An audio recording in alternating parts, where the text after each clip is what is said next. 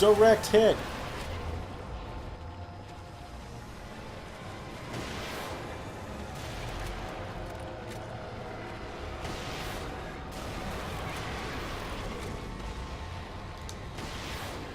Oh, okay, I gotta get him. I gotta get him in the head again.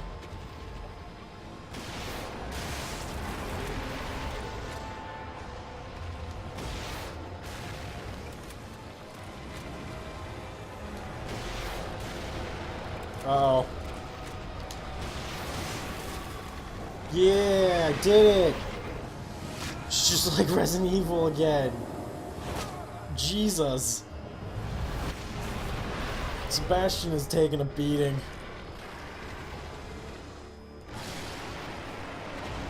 Unfortunately, so is Ruvik's weird cavity mouth. Oh. Oh, wow, now he's inside the mouth.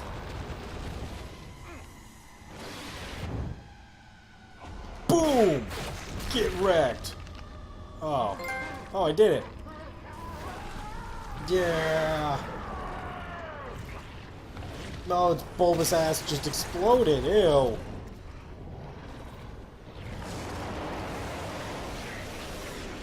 Ooh.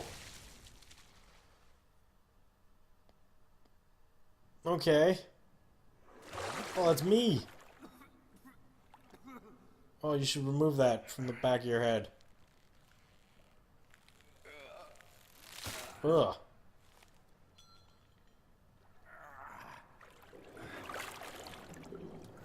Oh, you're in all that goo. Why do they put you in, like, weird jizz pools? Alright, get your legs back under you.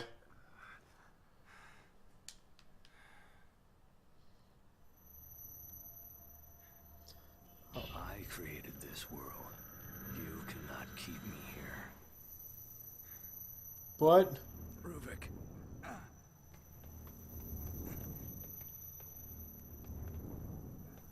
It's a knife. I'm gonna grab my knife. Oh no, that's a pole. I'm going to finish this. Smash that brain. Yeah. Yeah, fuck that brain. Squash it.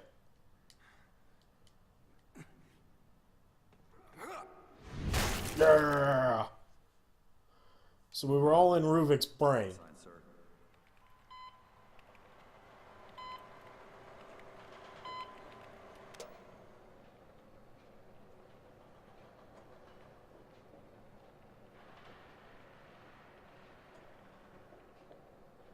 Leave that one. And those two. They're not going anywhere. Huh? No one can. What? So we were all in a lab? Ooh.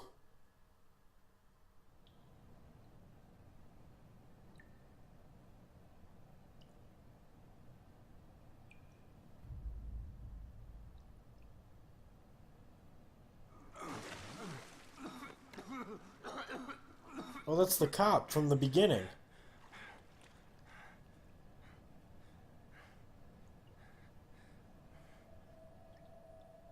Yeah, we had to kill him. Oh, there's the doctor.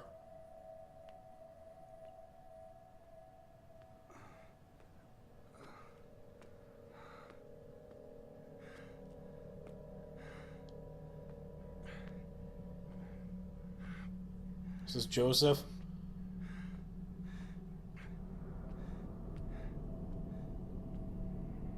Ew, it's a sack.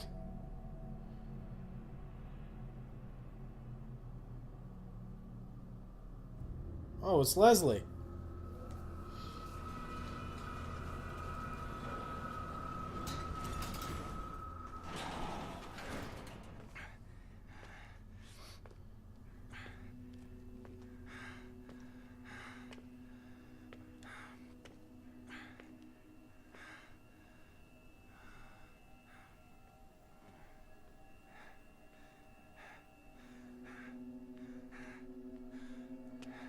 What the hell?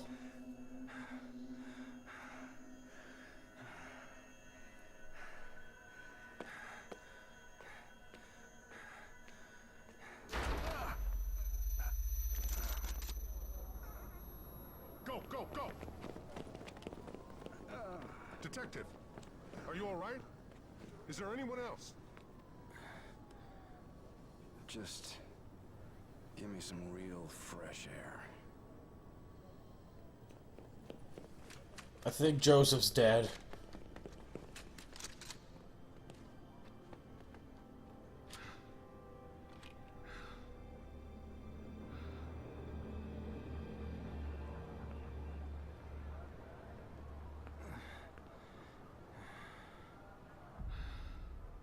Leslie's just walking out.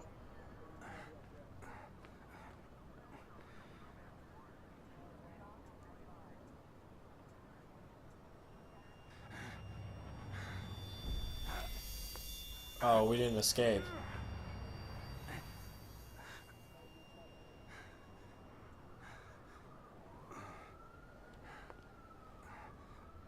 Or did we?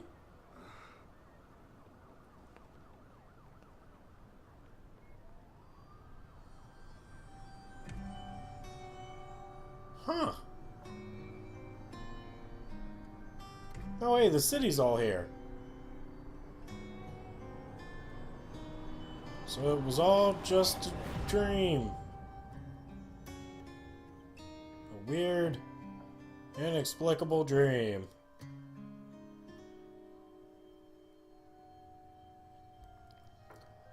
Alright, well, that's The Evil Within. So, as per usual... Oh, I dropped the controller. As per usual, we'll do a little quick review here to finish things up. So, first of all, a great game. Awesome. Like, really well done. Perfectly, like... I think balanced is a word I've heard used to describe this game, and that's true. I never... There was only a couple of times where I was like, oh my god, I need supplies, and I don't have them. But that's good, because that felt like... Then, that's like how that was supposed to be. Graphically, it looked great. The first time you just see a dude who doesn't have a face, and there's just a hole where his face is supposed to be, it's breathtaking, and it never seems to be like, oh, no, he just doesn't have a face. That's just happening right now. It's always like, oh my god, that he doesn't have his face. I shot his face and it's gone. And enemy design, I thought that was really cool. The creature design team, good on you. The safe head dude with the hammer, that's really cool.